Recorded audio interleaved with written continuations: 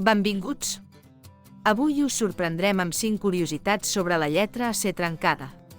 Origen i evolució. La C trencada prové de l'antiga llengua catalana i representa el so de S davant de A, O i U.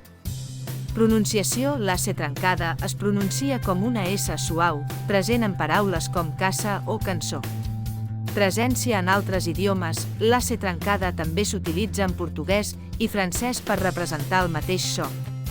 Influència cultural. La C trencada és comuna en noms propis, cognoms i topònims, donant-los un toc distintiu i català.